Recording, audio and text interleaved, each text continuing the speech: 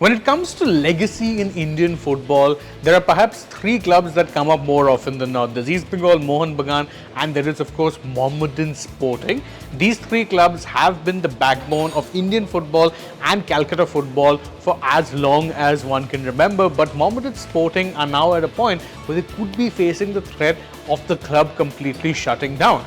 But how exactly did we get to this point to begin with? After all, this is the same Mohammedan who managed to climb through the ranks and who have been playing in the ISL and competing in the Durand Cup and Super Cup as well. How is it now that they're staring at a situation where the club could potentially be forced to shut down entirely? Well, there are a few issues that have been plaguing the club.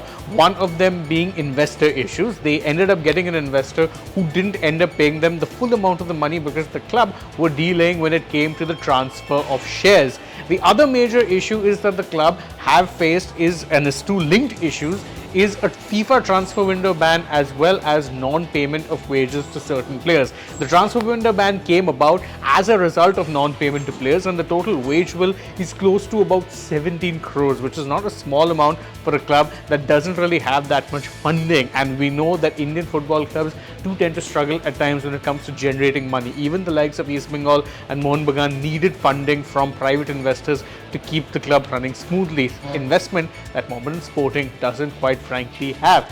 And it is a bit of a shame really, because legacy wise they are about 134 years old, which is a big number, especially when you look at how fragile the football ecosystem is in India. The fact that Mohammedan have managed to sustain themselves across these many years is impressive, but now it seems like these myriad of issues could lead to their investors and their board members potentially withdrawing. The board members would of course be resigning, which means that the club gets taken over by a trust. But without a board, it could very well force the club to shut down operations, which would be a massive shame. Previously too, we have seen the Bengal government, the state government, come to the aid of these big clubs. The likes of East Bengal and Mohun Bagan also got big sponsorships and funding in similar ways.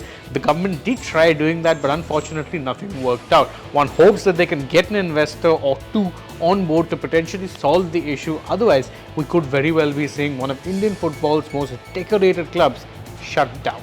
What are your thoughts on the entire matter, and what do you think more clubs should do to stave off such futures? Well, you can let us know that in the comments below, and don't forget to like this video, share it with your friends, subscribe to the channel, tap the bell, follow us on social media. We're on Instagram, X and Facebook, and stay tuned for more such videos from the world of sport.